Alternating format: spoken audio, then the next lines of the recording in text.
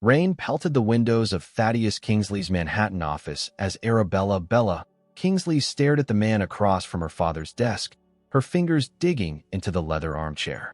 "You're selling me?" The words tasted like poison on her tongue. "I prefer to think of it as a mutually beneficial arrangement," Rhodes Everett said, his voice calm as he pushed the contract toward her. His steel-gray eyes revealed nothing, his tailored suit worth more than a year of her medical school tuition. Thaddeus wiped sweat from his forehead. "Bella, please understand. The SEC investigation will result in prison time without my intervention," Rhodes finished.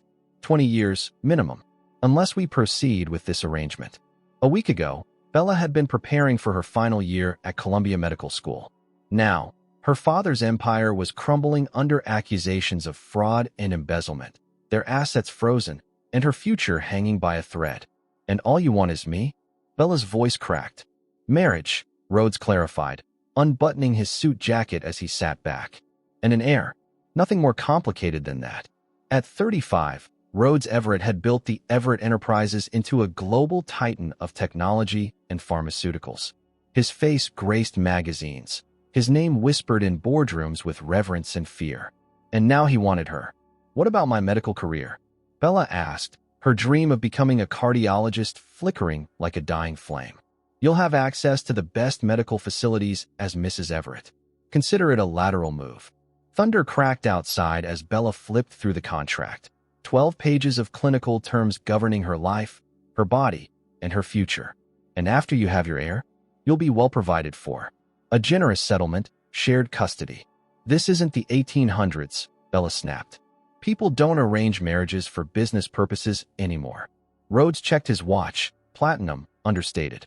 Your father's hearing is in 72 hours. I need an answer tonight." Bella turned to her father, searching for any sign that he would protect her from this. But Thaddeus Kingsley, once a titan of industry, now looked small, defeated. "Why me?" she demanded, turning back to Rhodes. Something flickered in his eyes, something beyond calculation. "Your bloodline is impeccable. Your intelligence is documented. Your medical background is useful. For breeding purposes?" Bile rose in her throat. "For ensuring genetic compatibility," he countered. "I need a moment with my father," Bella said, her voice steadier than she felt. Rhodes nodded, standing with fluid grace. "I'll wait outside." When the door closed, Bella rounded on her father. "Tell me you're not considering this." "They have everything, Bella. Every transaction, every offshore account." Thaddeus's hands trembled. "I did what I thought was right for our family after your mother died. By committing fraud. By surviving." He slammed his fist on the desk. "Everett is offering us a lifeline. He's offering to buy me. He's offering to save us." Thaddeus reached for her hand. "Belle, I don't have the right to ask this of you. But 3 years of your life in exchange for..." 3 years. That's the minimum term in the contract before you can petition for divorce, assuming you produce an heir. Bella stood, moving to the rain-streaked window. Below, New York continued its relentless pace, oblivious to her crumbling world. "And if I refuse? Then I'll face the consequences of my actions," Thaddeus said quietly. "But the Kingsley name will be ruined. Our family's legacy, your mother's medical foundation, everything will be gone." Her mother's foundation. The Catherine Kingsley Heart Research Institute had been her mother's dream before the rare cardiomyopathy took her life. Now it provided funding for the research of rare cardiac conditions. Without it, countless potential treatments would go undiscovered. 3 years. 1 child. Then freedom, with enough money to finish her medical degree and perhaps even expand her mother's foundation. When Rhodes returned, Bella had moved to the desk, pen in hand. "I have conditions," she said. Rhodes raised an eyebrow. "I'm listening." "I want control of the Catherine Kingsley Heart Research Institute. Complete autonomy, regardless of what happens between us." "Done. And I want to finish my medical degree, even while married." Rhodes nodded once. "Anything else?" Bella hesitated, then met his gaze directly. "In the bedroom. I need time." Something unexpected crossed his face, not disappointment, but perhaps relief. "Of course. We have 3 years, after all." He checked his watch again. "Shall we proceed?" As she signed her name next to his, Bella felt a strange certainty that she was signing away much more than the next 3 years of her life. Outside, the storm intensified, lightning illuminating the Manhattan skyline as Rhodes Everett offered his hand to his future bride. The deal was sealed. The Hamptons estate gleamed under perfect June sunshine, its manicured lawns stretching toward the Atlantic. White roses and orchids adorned every surface, their fragrance hanging heavy in the air as 200 of New York's elite witnessed the union of the year. Bella stood before the mirror in the bridal suite, barely recognizing herself in the custom Vera Wang gown. 3 weeks since signing the contract, and here she was, about to marry a stranger. "You look stunning," her Aunt Meredith said, adjusting the cathedral veil. "Your mother would be proud." Bella doubted that. Catherine Kingsley had married for love, not business. A knock at the door announced the wedding planner. "5 minutes, Miss Kingsley." Outside, the string quartet began Pachelbel's canon. Bella's hands trembled as her father appeared at the door. "It's not too late," Thaddeus whispered, his eyes red-rimmed. The SEC had dropped their investigation after Rhodes's lawyers intervened, the scandal buried under mountains of paperwork and generous donations. "Yes, it is," Bella replied. She'd made her choice. The ceremony passed in a blur of practiced words and polite applause. Rhodes slid a platinum band onto her finger, a perfect fit, cold against her skin.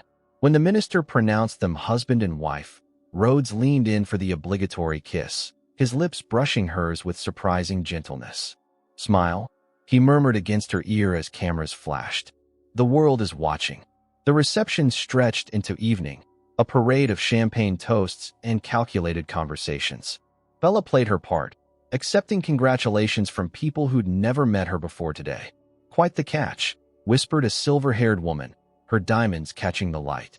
"Though Vivian must be devastated." "Vivian?" Bella asked before she could stop herself. The woman's smile turned knowing. "Oh, darling, you didn't know? Vivian Lockhart was practically engaged to your husband for years. Society's golden couple." She patted Bella's arm. "But business comes first, doesn't it?" Before Bella could respond, Rhodes appeared at her side, his hand settling possessively at the small of her back. "Mrs. Whitmore," he said, his tone pleasant but firm. "I trust you're enjoying yourself." "Immensely."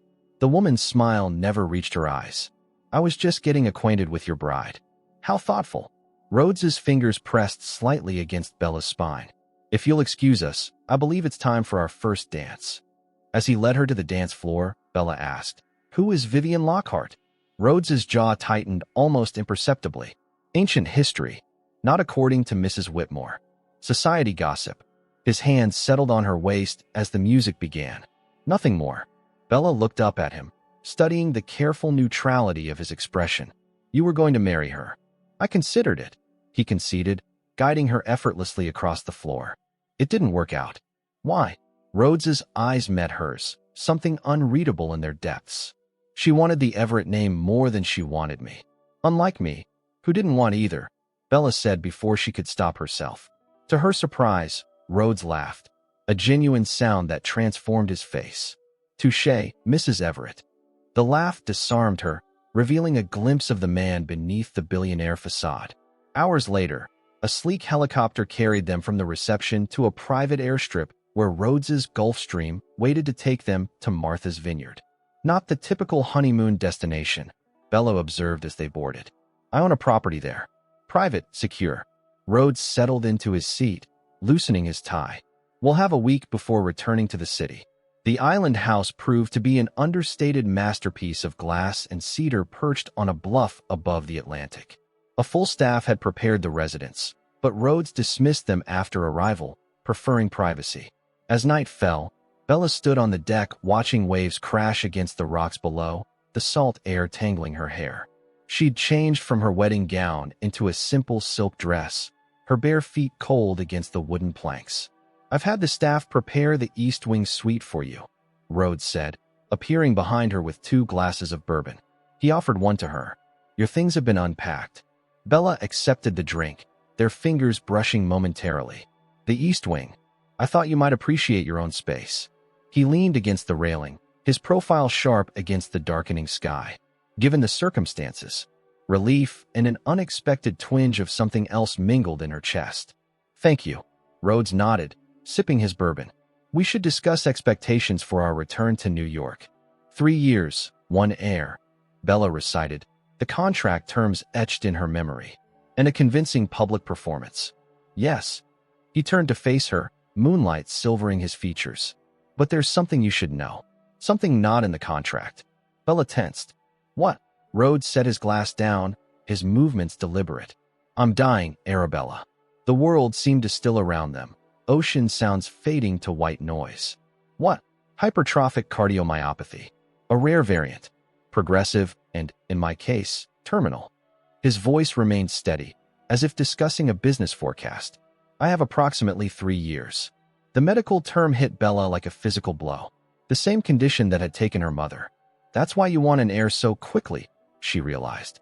That's why the 3-year term in the contract. Rhodes nodded once. My condition is genetic, but there's only a 20% chance of passing it to a child. With your medical background and genetic screening, we can minimize the risk. Bella stared at him, pieces falling into place. You didn't choose me for my bloodline. You chose me because of my mother's research foundation, because I'd understand the condition. Among other reasons, he acknowledged. Does anyone else know? Only my private physician. And now you. Rhodes picked up his glass again. I'd prefer to keep it that way. Bella's mind raced with questions, treatment options, symptom progression, family history. The doctor in her already calculating possibilities. My mother died from the same condition, she said quietly. Something like genuine sympathy crossed his face. I know. Of course he did. Rhodes Everett left nothing to chance. Is that why you seemed relieved when I asked for time before? She couldn't finish the sentence. Rhodes met her gaze directly. Physical exertion can trigger episodes. It's safer to proceed with clinical conception methods. The clinical detachment in his voice should have reassured her. Instead, it left her feeling hollow. I'd like to see your medical records, she said, her professional instincts kicking in. A ghost of a smile touched his lips. Already the doctor.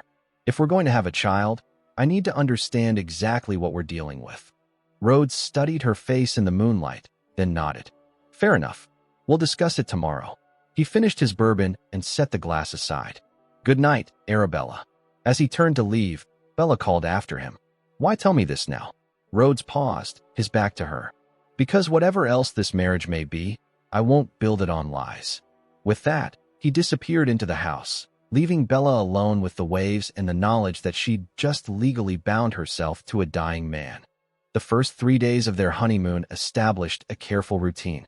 They shared breakfast on the deck, discussed business or current events over dinner, and retreated to their separate wings of the house at night. During the day, Rhodes worked remotely while Bella explored the property and reviewed medical journals. A strange peace settled between them, not quite friendship, but something like mutual respect. On their 4th night, Bella awoke to a crash from Rhodes's wing of the house.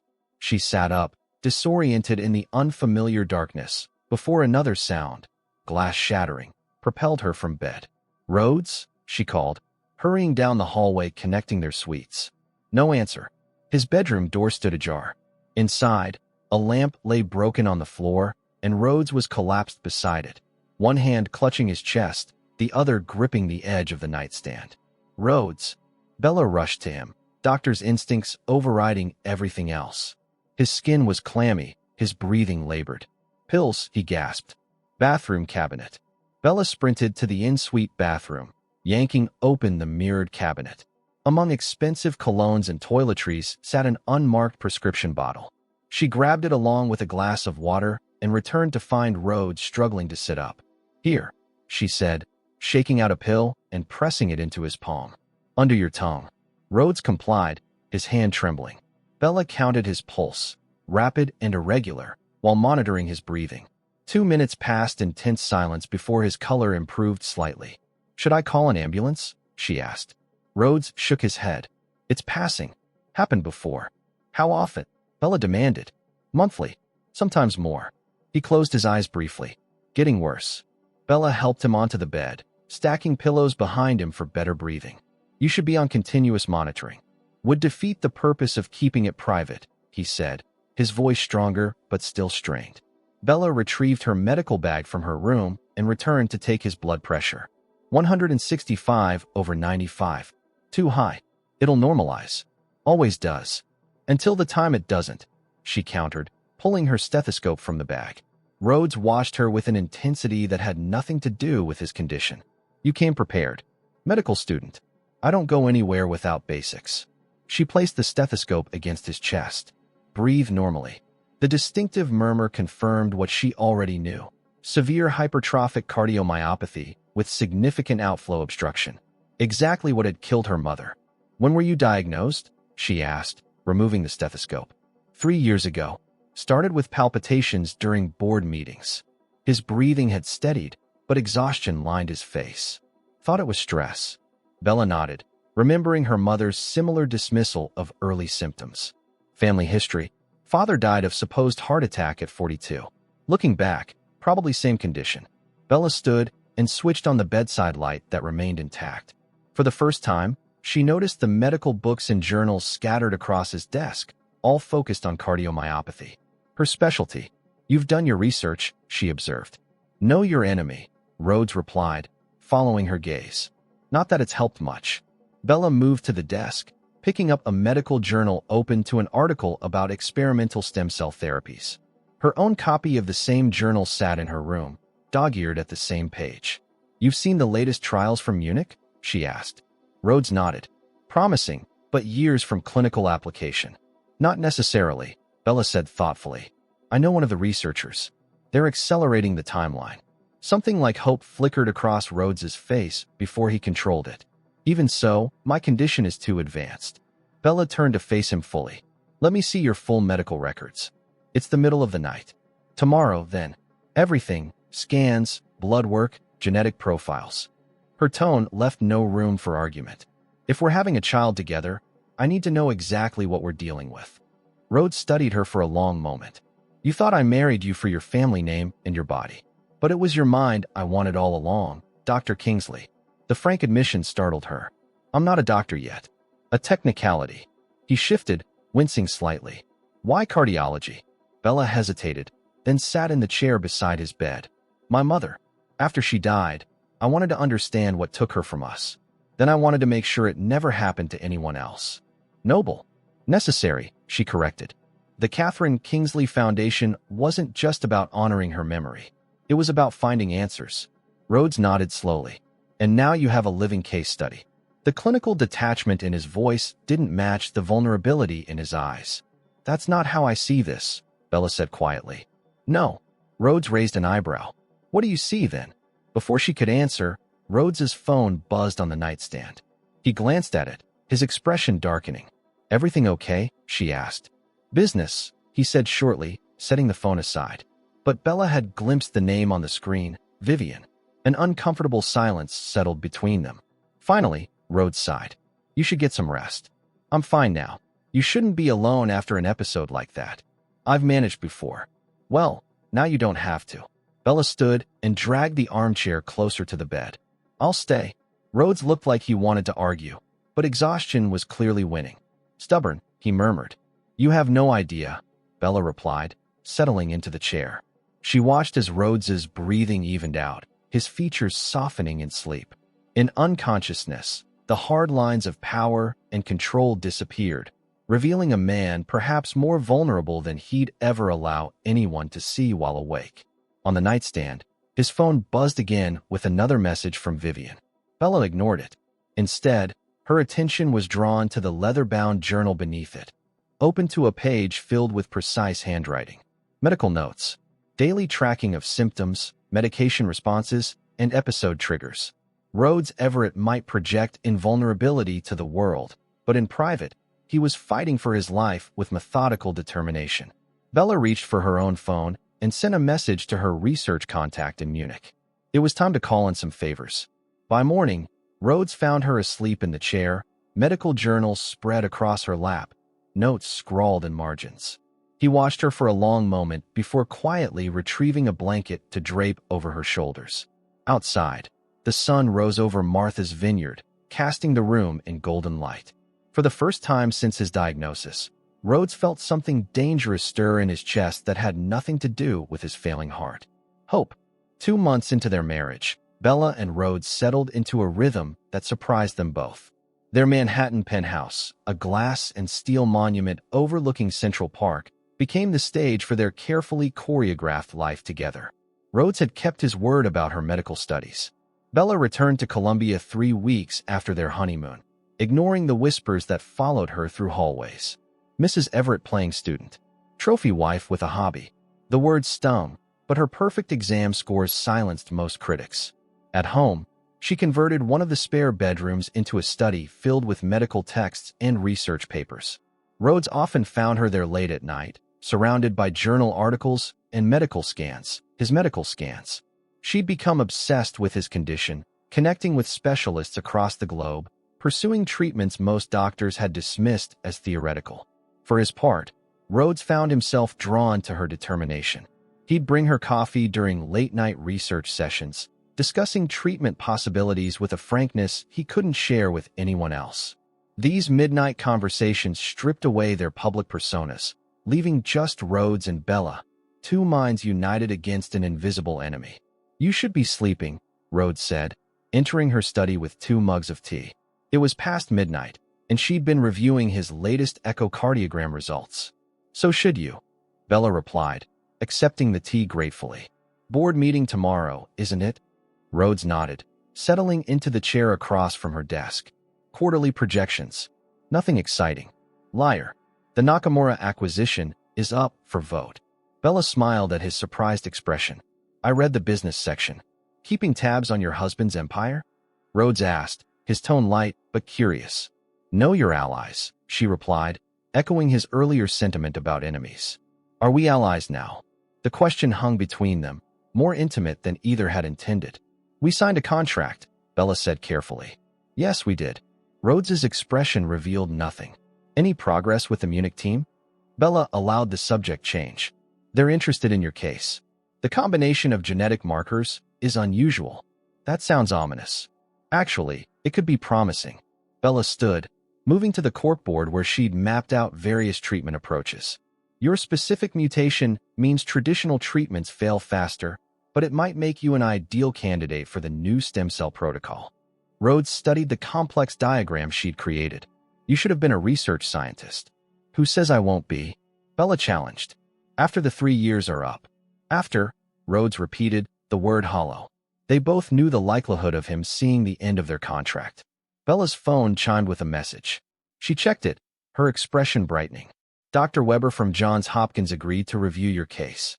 He's pioneering a new approach to myocardial remodeling." "You're building quite the medical coalition," Rhodes observed. "Should I be concerned about patient confidentiality?" "Anonymous case study," Bella assured him. "Patient X, 35-year-old male with hereditary HCM variant." She paused. "Do you trust me with this?" The question seemed to extend beyond his medical care. "I do," Rhodes said simply. The soft certainty in his voice made Bella look up, meeting his gaze. Something shifted between them, a subtle realignment of boundaries. Rhodes cleared his throat.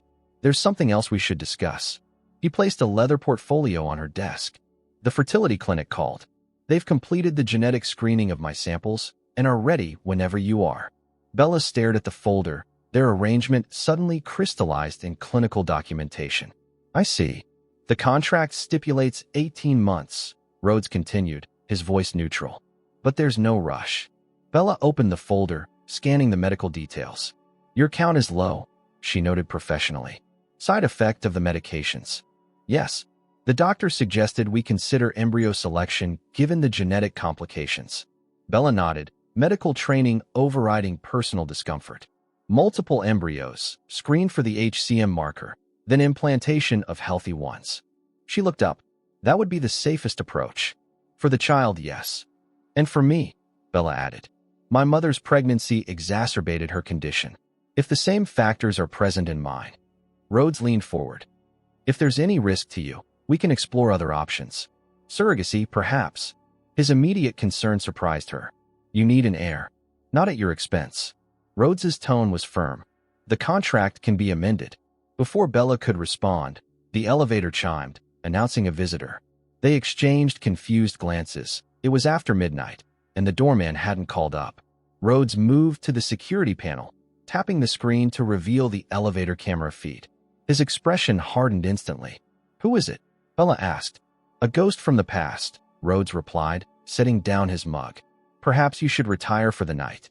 It's my home too, Bella reminded him, following as he strode toward the foyer. The elevator doors opened to reveal a stunning woman with cascade of auburn hair and emerald jewelry that matched her eyes. She stepped into the penthouse as if she owned it, her gaze moving dismissively over Bella before settling on Rhodes. "Darling," she purred, "aren't you going to invite me in?" "Vivian." Rhodes's voice was carefully controlled. "It's midnight." "Is it?" Vivian Lockhart feigned surprise, the gesture theatrical. "I've been in Paris. Jet lag, you know." She moved past Rhodes, into the living room. "I need a drink." Rhodes glanced at Bella, something like apology in his eyes, before following Vivian.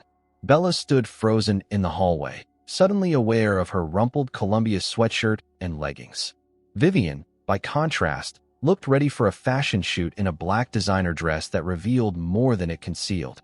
"Aren't you going to introduce me to your acquisition?" Vivian called over her shoulder, helping herself to Rhodes's private collection of scotch. Bella entered the living room, spine straight, chin lifted. "Arabella Everett," she said, the surname still foreign on her tongue. "Rhodes's wife."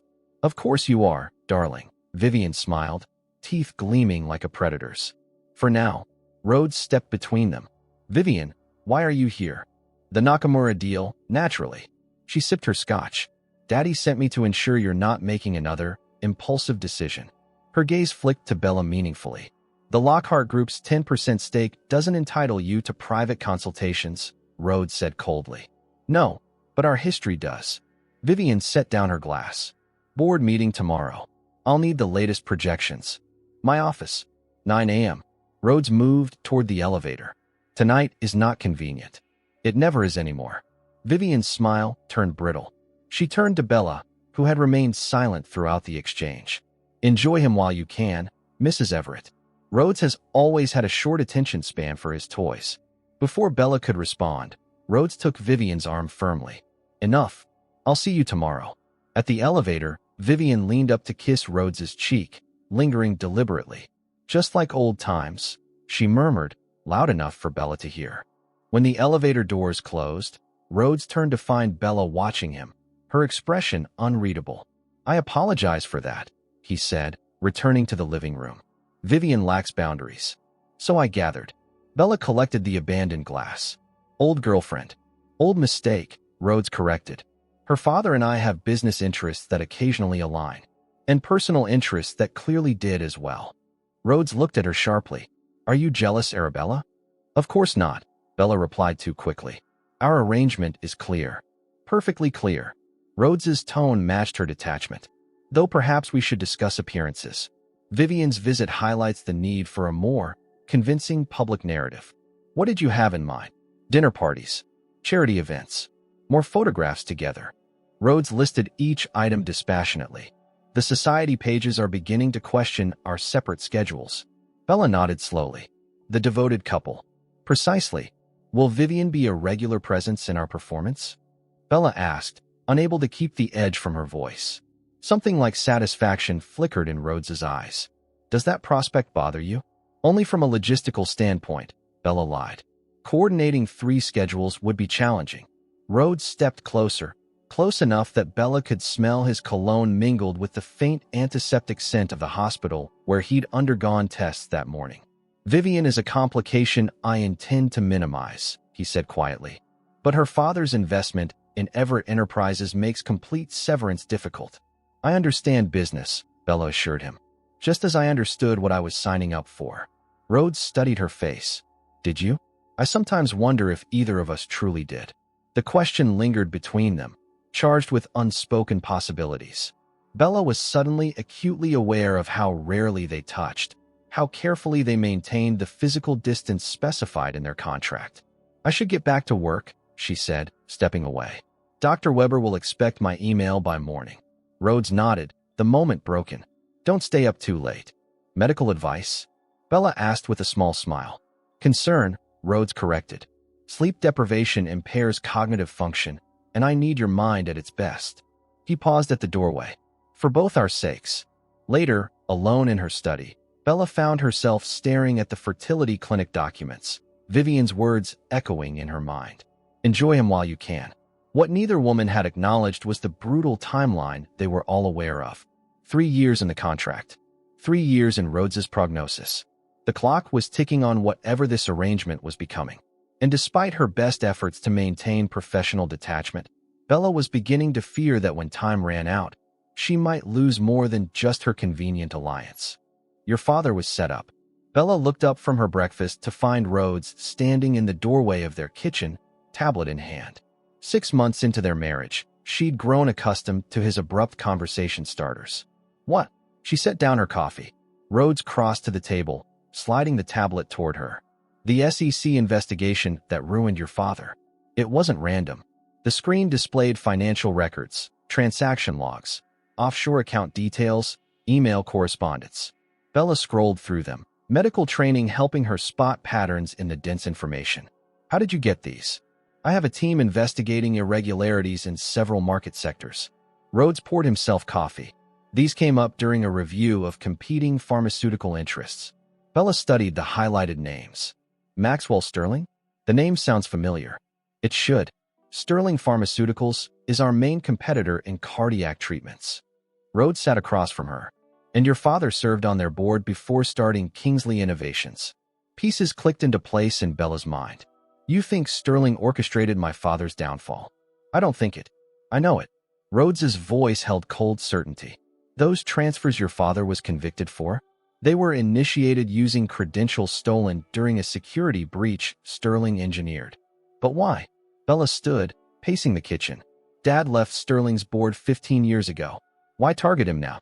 Rhodes watched her, weighing his words. Because of me. Bella stopped. Explain. Sterling has been trying to acquire a controlling interest in Everett Enterprises for years. When your father's research into cellular regeneration showed promise for cardiac applications, I approached him about a partnership. Rhodes's expression darkened. Sterling discovered our negotiations and decided to eliminate the competition by destroying my father's reputation and company. Bella felt sick, so he'd be forced to sell his patents. Rhodes nodded. But instead, I acquired them, along with you. The blunt assessment stung, despite its accuracy. Does my father know? She asked. Not yet. The evidence needs to be properly cataloged before submission to the SEC. Rhodes hesitated. There's more. Bella tensed. What? Sterling's been watching you. Both of us, but particularly your research. Rhodes pulled up security footage showing a man photographing papers through the window of her campus office. This was taken last week. Cold fear settled in Bella's stomach. He knows about your condition. It appears so. The implications unfolded rapidly in her mind. If Sterling knew about Rhodes's heart condition, he also knew the Everett Empire stood on borrowed time. Without an heir and with Rhodes's health failing, Sterling could sweep in after Rhodes's death, unless Bella succeeded in finding a treatment, or bore the heir that would secure the succession. The fertility clinic, she said suddenly. We need to be careful. If Sterling has been monitoring us. Already handled, Rhodes assured her. We've established a decoy clinic and records. The real procedures will happen at a private facility under security protocols. Bella studied his face. You've been anticipating this. I've survived this long by planning for every contingency. Rhodes looked tired suddenly. But I didn't anticipate dragging you into danger. I've been in danger since I signed the contract, Bella pointed out. I just didn't know it. She reclaimed her seat. What's our next move? Rhodes raised an eyebrow. Sterling targeted my father and is stalking me. This is personal now. Bella's voice hardened. Besides, I'm your wife. On paper, at least. Something shifted in Rhodes's expression, a softening around the eyes that vanished so quickly Bella thought she might have imagined it. Very well, he said. First, we accelerate the heir situation. Sterling's watching for weakness, and childlessness feeds the narrative that our marriage is merely for show. Bella nodded, medical pragmatism overriding personal uncertainty. I'll contact the clinic today. Second, we need to recover the evidence that will exonerate your father. Most is electronic, but Sterling keeps physical backups in his private vault. How do you know that? Rhodes's smile was cold. Vivian has her uses. Sterling's son has been pursuing her for years. Understanding dawned. That's why you've kept her around. She's your informant. Among other things. Rhodes sipped his coffee. The Metropolitan Museum Gala is next week. Sterling will attend, as will we. Vivian will ensure his private office is accessible during the event. You're planning a heist, Bella realized. At the Met Gala. I prefer to think of it as recovering stolen property. Rhodes checked his watch. The car will be here in 20 minutes. I have a board meeting, and you have class. Just another normal day for the Everetts, Bella said wryly, standing to clear her dishes. Rhodes caught her wrist gently. Bella. His use of her nickname, rare enough to startle her, made her meet his gaze. You don't have to do this. Any of it. The concern in his voice seemed genuine. 6 months ago, she might have dismissed it as manipulation. Now, she wasn't so sure. Yes, I do, she replied quietly. For my father. For the foundation. She hesitated. For us. Rhodes's fingers tightened slightly around her wrist, his thumb brushing over her pulse point. The casual intimacy, their first in months, sent warmth spreading up her arm. For us, he repeated, as if testing the concept. The moment stretched between them, charged with unacknowledged possibilities. Then Rhodes released her, the businessman persona sliding back into place. The Munich research team sent an update, he said, changing the subject. They're ready for initial human trials next month. Bella nodded, accepting the retreat to safer ground. I saw. I've submitted your anonymized case file for consideration. Without consulting me, a hint of the imperious so returned to his voice. Would you have agreed if I had? Bella challenged. Rhodes studied her for a moment. Then the corner of his mouth lifted. Probably not. Exactly. Bella gathered her medical textbooks. Hence, no consultation. A week later, they stood on the red carpet outside the Metropolitan Museum of Art, flashbulbs capturing the rare public appearance of Manhattan's most enigmatic power couple. Rhodes looked impeccable in a custom tuxedo, while Bella wore a stunning emerald gown that complemented her eyes. Sterling just arrived, Rhodes murmured, his hand at the small of her back as they posed for photographers. Remember the plan. Hard to forget, Bella replied through a practiced smile. Though I still think breaking into his office is extreme. Not breaking in. Vivian has the key code. Rhodes guided her up the steps. You just need to keep his son occupied while I access the vault. Inside, the gala transformed the museum into a glittering wonderland of wealth and influence. Bella played her role perfectly, charming donors and board members alike, while keeping track of Maxwell Sterling Jr.'s location throughout the evening. Mrs. Everett, a smooth voice interrupted her conversation with a museum trustee. You're even more exquisite than rumored. Bella turned to find Sterling Jr. watching her with unconcealed interest. In his early 30s, he possessed his father's sharp features softened by his mother's charm. Mr. Sterling, she acknowledged. I believe we haven't been formally introduced. An oversight I've been eager to correct. He offered his hand instead of the customary society kiss on the cheek. Max, please. Bella allowed him to hold her hand slightly longer than propriety dictated. You're a long way from Boston tonight. Some events are worth the trip. His gaze traveled appreciatively over her gown. Although I must say, I'm surprised to see you here with your husband. Word is, he keeps you under lock and key. Bella raised an eyebrow. Perhaps you shouldn't believe everything you hear. Perhaps I should judge for myself. Max gestured toward the champagne bar. Join me for a drink?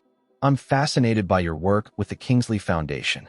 As they moved through the crowd, Bella caught Rhodes's eye across the room. He stood with Vivian, who was creating a deliberate scene, laughing too loudly, touching his arm possessively. The perfect distraction. Bella checked her watch. 20 minutes until Rhodes would make his move. Tell me, Mrs. Everett, Max said as he handed her a flute of champagne. Is it true you've been consulting on an experimental cardiac treatment? The targeted question confirmed Sterling's surveillance. Bella maintained her composure, taking a deliberate sip before answering. The Kingsley Foundation funds various research initiatives, she replied carefully. I take a personal interest in many of them, including treatments that might benefit your husband. Max's smile didn't reach his eyes. I wasn't aware my husband needed treatment. Bella met his gaze steadily. Is there something I should know, Mr. Sterling? Max chuckled. Loyal and discreet. Rhodes chose well. Before she could respond, a commotion erupted across the ballroom. Vivian stood swaying dramatically, her voice carrying over the music. You promised me, Rhodes, she cried, champagne sloshing from her glass. All these years you promised. Max's attention shifted immediately. Trouble in paradise, he murmured. If you'll excuse me, Mrs. Everett, I should check on Ms. Lockhart. She and I are old friends. The moment he walked away, Bella slipped through a side door, following the path she and Rhodes had memorized from the museum blueprints. 3 minutes later, she reached the service elevator that would take Rhodes to Sterling's private office in the museum's administrative wing. She sent a text, clear, and waited. The elevator arrived promptly, Rhodes stepping out with practiced nonchalance. Vivian's certainly committed to her role, he observed dryly. She always does, Bella replied. You have 15 minutes before Sterling notices his son isn't with her. Rhodes nodded, checking the small electronic device in his pocket. Wait here. If anyone comes, I got lost looking for the restroom, Bella finished. I remember. Rhodes hesitated, then did something unexpected.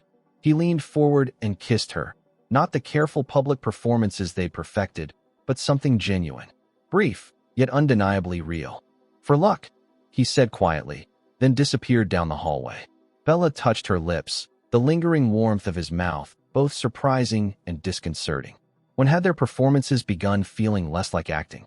12 minutes passed in tense silence. Then footsteps echoed down the corridor, too heavy to be Rhodes returning. Mrs. Everett?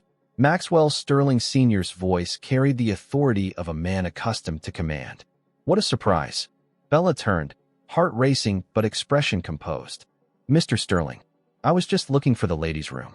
Several floors away from where it actually is, Sterling noted, his silver hair gleaming under the hallway lights. Tall and imposing, he studied her with calculating eyes. Or perhaps you were looking for something else. Your husband, possibly. Rhodes is with the museum director, Bella lied smoothly. Discussing a donation to the medical artifacts wing. Sterling smiled thinly. Interesting, because I just saw Vivian Lockhart making quite a scene, apparently abandoned by her escort. Society dramas aren't my concern, Bella replied. No, your concerns lie elsewhere. Sterling stepped closer. Experimental cardiac treatments. Fertility clinics. Securing the Everett legacy before time runs out. Fear crawled up Bella's spine, but she maintained her composure. I'm afraid I don't follow. Let's not play games, Mrs. Everett. Rhodes is dying, just like your mother did. And you're desperately trying to prevent history from repeating itself. Sterling's voice softened with false sympathy. A noble but futile effort. Before Bella could respond, a door opened further down the hall, and Rhodes emerged, casually adjusting his cufflinks. Ah, there you are, darling, he called, his stride confident as he approached. I was wondering where you disappeared to. She got lost, Sterling said, turning to face Rhodes. Just as I suspect you did. Maxwell. Rhodes nodded cordially. Enjoying the gala? Immensely, though not as much as I'll enjoy watching your company's stock plummet tomorrow. Sterling's smile turned predatory. Word of your condition will devastate investor confidence. Rhodes merely raised an eyebrow. What condition would that be? Don't insult my intelligence, Everett. Sterling glanced at his watch. My press contact will be receiving documentation within the hour. A tragic story, really. Brilliant businessman concealing terminal illness while scrambling to produce an heir. Bella felt Rhodes tense beside her, though his expression revealed nothing. Interesting theory, Rhodes said mildly. Though you might want to check your source materials before running that story. Oh, it seems some of your evidence may have been misplaced. Rhodes placed a protective hand at Bella's waist. But then, proper documentation has never been your strong suit, has it? Just ask the SEC about the Kingsley case. Sterling's composure slipped. What are you implying? Nothing yet, Rhodes replied. But I'd expect a call from federal investigators soon. Now, if you'll excuse us, my wife and I should return to the gala. Our absence might be noticed. As they walked away, Bella whispered, Did you get what you needed? Rhodes's hand pressed reassuringly against her back. Everything. Your father will be exonerated within weeks. And Sterling's threat about your condition? Handled, Rhodes assured her. Though we should accelerate our timeline. Sterling's more dangerous than I anticipated. Later that night, as their car glided through Manhattan streets, Bella watched Rhodes staring out the window, his profile sharp against the city lights. You took a massive risk tonight, she said quietly. Calculated, he corrected. Like everything else. Was kissing me calculated too? The question escaped before she could reconsider. Rhodes turned to her, expression unreadable in the dimness. Not everything is strategy, Arabella.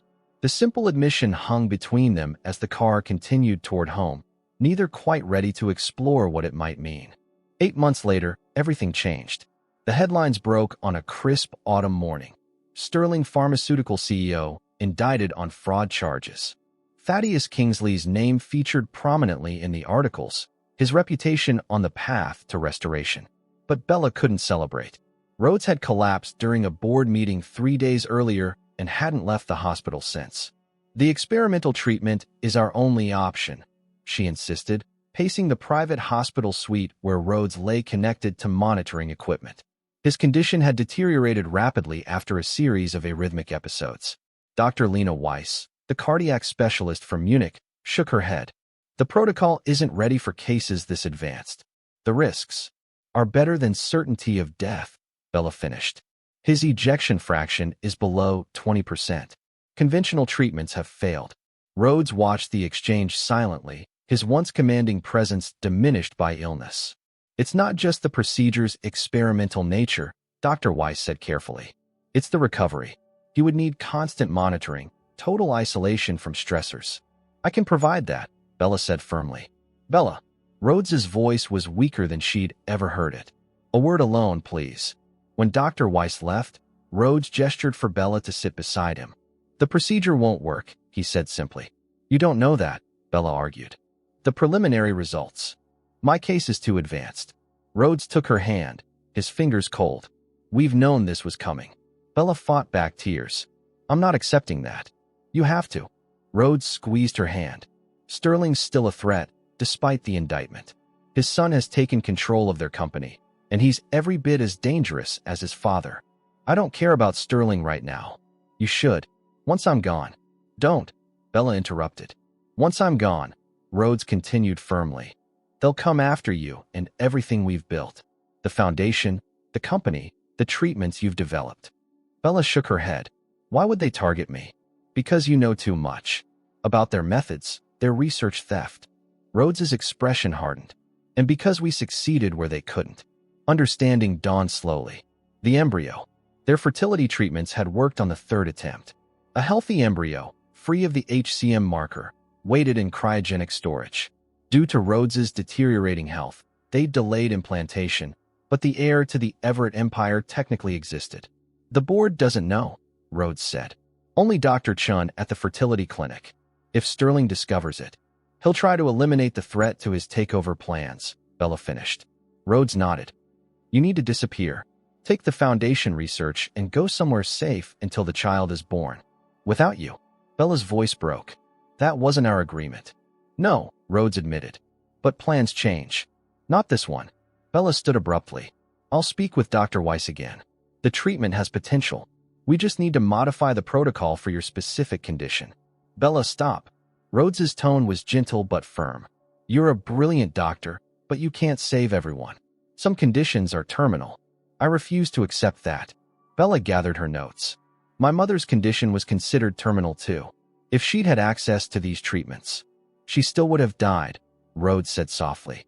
Just as I will. Bella stared at him, sudden anger flaring. So that's it. You're giving up? The great Rhodes Everett, surrendering without a fight. I've been fighting for 3 years, he replied wearily. Fight harder. Bella moved to the door. Because I'm not stopping. Later that night, after reviewing every scan and lab result, Bella made a discovery in Rhodes's genetic profile, a secondary mutation that might explain his resistance to standard treatments. She worked through the night, modifying the experimental protocol to address this specific variation. When she presented her findings to Dr. Weiss the next morning, the specialist reluctantly agreed it might work. But he's refusing treatment, Dr. Weiss informed her.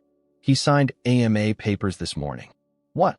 Bella rushed to Rhodes's room, only to find it empty. A nurse handed her an envelope.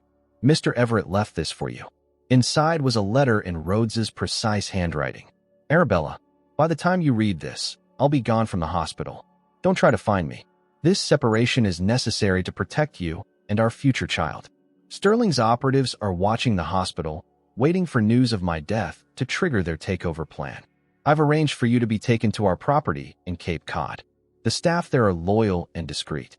The lighthouse keeper's cottage has been modified with medical equipment should you choose to proceed with the pregnancy. Everything you need, legal documents, account access, security protocols, is in the safe behind your mother's portrait at home. These past months with you have been unexpected in every way. What began as a business arrangement became something I never thought possible for someone like me. I regret that I won't see what remarkable mother you'll become. Be safe, be happy, and know that despite all my calculations and strategies, falling in love with you was the one outcome I never planned for. Rhodes. The confession, the first and only acknowledgement of feelings they'd both carefully avoided naming, hit Bella like a physical blow. When did he leave? She demanded of the hospital staff. Early this morning. Private ambulance. Bella tried his phone, disconnected. The penthouse, empty. His office, locked. Rhodes Everett had vanished, taking her heart with him just when she'd finally admitted to herself that it was his. The Cape Cod lighthouse stood sentinel against the darkening sky as hurricane warnings blared from Bella's phone. 2 weeks of searching had led her here, following breadcrumbs Rhodes never intended her to find. Eliza, the Everett family's longtime housekeeper, had been the key. He always comes to the lighthouse when things are worst, she'd confided. His father brought him here during his mother's illness. It's where he feels safe. Now, wind lashed the narrow path as Bella approached the lighthouse keeper's cottage. Rain pummeled her raincoat, but determination pushed her forward. Inside her medical bag was the culmination of months of research, the modified protocol that might save Rhodes's life. No lights shone from the cottage windows. If not for the black SUV parked beside it, she might have thought it abandoned. Security cameras tracked her approach, but the door remained closed. Bella pounded on it anyway. Rhodes, I know you're in there. Nothing. Lightning cracked overhead, illuminating the churning Atlantic below the cliffs. The storm was intensifying. They predicted it would be the worst to hit the East Coast in decades. Rhodes Everett. She hammered louder. Open this door, or I swear I'll break a window. The door opened suddenly, revealing not Rhodes but a stern-faced man in a tactical uniform. Mrs. Everett, you shouldn't be here. Where is my husband? Bella demanded, water streaming down her face. Mr. Everett isn't receiving visitors. I'm not a visitor. I'm his wife and his doctor. Bella tried to push past him. Let me in. Another security officer appeared behind the first. Ma'am, we have strict orders. From a dying man who's not thinking clearly. Bella stared them down. He hired you to protect him. Right now, I'm his best chance at survival. The men exchanged glances, their hesitation evident. At least tell him I'm here, Bella insisted. After a tense moment, the second officer disappeared inside. Minutes later, he returned with a nod. The cottage interior was Spartan, but equipped with state-of-the-art medical monitoring systems. Rhodes sat in an armchair beside a window overlooking the ocean, and four stand beside him, looking gaunt and pale. You shouldn't have come, he said quietly as the security officers withdrew. You shouldn't have left. Bella dropped her soaking bag and coat. What were you thinking? That I was protecting you? By disappearing? By giving up? Anger and fear made her voice shake. That letter was what? Goodbye. Rhodes's gaze held her steadily. It was the truth. Bella moved closer, medical instincts assessing his condition. Rapid breathing, cyanotic nail beds, edema in his ankles. Worse than when he'd left the hospital. You're in heart failure, she stated flatly. Terminal patients generally are. You're not terminal yet. Bella knelt before him, opening her medical bag. I modified the protocol. Dr. Weiss reviewed it, and so did the team in Munich. It could work, Rhodes. Could, he emphasized. Better odds than certainty of death. She pulled out folders of research. I found a secondary mutation in your genetic profile, one that explains why conventional treatments failed. The modified stem cell therapy targets this specific variance. Outside, the storm intensified, wind howling against the cottage walls. And if it fails? Rhodes asked. Then we've lost nothing. Except your last memories of me would be of a failed medical experiment rather than a dignified goodbye. Bella looked up at him, suddenly furious. This isn't about dignity. It's about life. Our contract, Rhodes corrected gently. No. Bella took his hand, placing it over her heart. This, us, what we've become. Something shifted in Rhodes's expression, hope warring with resignation. Sterling's watching, he warned. If they know I'm trying experimental treatments. Sterling's been arrested, Bella interrupted. Junior too. The evidence you recovered from the Met Gala implicated them both in industrial espionage and fraud. The FBI raided their offices yesterday. Rhodes stared at her. How do you know this? Because I made it happen. Bella's chin lifted. You taught me to protect what matters. You matter, Rhodes. To me. The confession hung between them as thunder cracked overhead. The procedure has risks, Rhodes said finally, his resistance weakening. Life has risks. Bella squeezed his hand. And I've decided ours is worth fighting for. Rhodes studied her face, seeing the determination there. You're the most stubborn woman I've ever met. Good thing, too, Bella replied. Since I married the most stubborn man. A ghost of a smile touched Rhodes's lips. If we do this, there are conditions. Of course there are, Bella said wryly. If it fails, no guilt. No regrets. You've already given me more than our contract required. Bella nodded. And if it succeeds? Rhodes reached out, his fingers brushing her cheek. Then I believe we'll need to renegotiate our terms. Outside, the hurricane raged, but inside the small cottage, something like hope took root between them. Fragile but determined, like the first green shoot after a long winter. 1 year later, Martha's vineyard glowed under a perfect summer sunset. The same private beach house where Rhodes and Bella had spent their honeymoon now hosted a much smaller, more intimate ceremony. Are you sure about this? Thaddeus asked as he adjusted Bella's simple white dress. You're already married to the man. Bella smiled, watching through the window as Rhodes stood at the shoreline, his tall figure silhouetted against the orange sky. The first time was a contract. This time is a choice. So much had changed in a year. The experimental treatment, administered during that fierce hurricane while waves crashed against the lighthouse, had worked better than anyone dared hope. The modified stem cells had regenerated damaged heart tissue, improving Rhodes's ejection fraction to near normal levels. Recovery had been arduous. Months of weakness and uncertainty followed by cautious optimism as each skin showed improvement. Through it all, Bella had stayed by his side, refusing to give up even when Rhodes himself had doubted. The Catherine Kingsley Foundation had become a global leader in cardiac research, with Bella as its new director. Thaddeus, fully exonerated, had returned to scientific research. Sterling Pharmaceuticals, under new management after both senior executives went to prison, had become a research partner rather than competitor. And the Heir? That part of their contract remained unfulfilled, but for entirely new reasons. Rhodes had torn up the contract on the day his 6-month scans confirmed the treatment's success. I don't want an heir conceived from obligation, he told her. If we have children, it should be because we both desire a family. Together. The memory warmed Bella as she stepped onto the beach, barefoot in the sand. No photographers, no society crowd. Just 20 people who truly mattered to them both. Rhodes turned as she approached, his eyes reflecting the sunset. The year of recovery had changed him. Physically, he appeared younger, unburdened, but his eyes held a depth that came only from confronting mortality and finding his way back. You're staring, Dr. Everett, he murmured as she reached him. Admiring my handiwork, Bella replied with a smile. That myocardial tissue didn't regenerate itself. Rhodes laughed, the sound still a novelty that delighted her. Before his treatment, laughter had been rare, rationed like a precious resource. The simple ceremony began as the sun touched the horizon. They exchanged new rings and vows they'd written themselves. No legal documents, no contractual terms.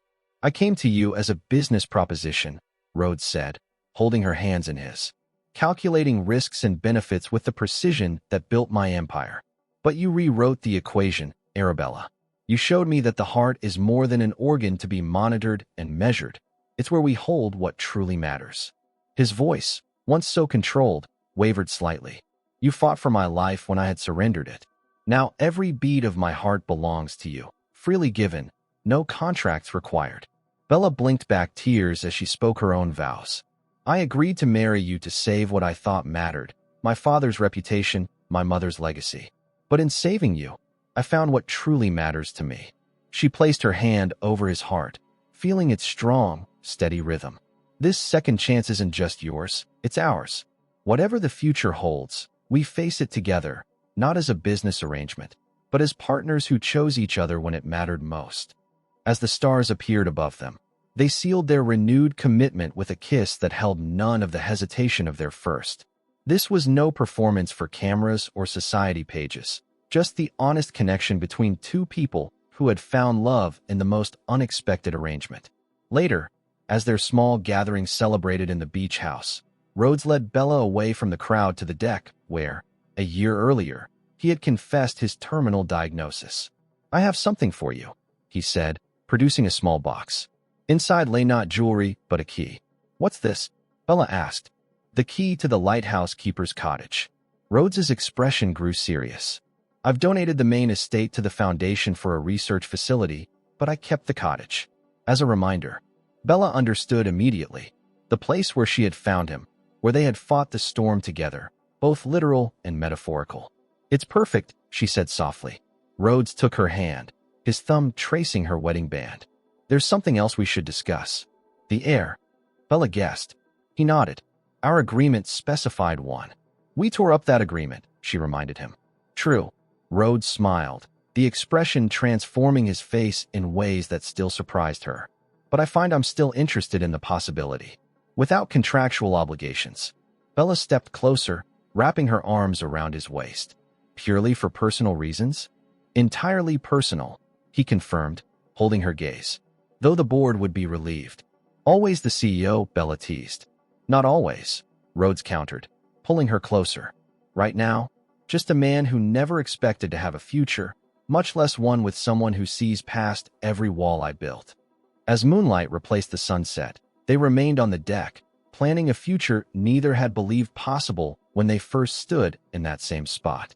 The contract that brought them together had long since been replaced by something far more binding and infinitely more valuable. In the distance, the Martha's Vineyard lighthouse beams swept across the water, a reminder of storms weathered and safe harbors found, of hearts once guarded now beating in perfect, unexpected synchrony.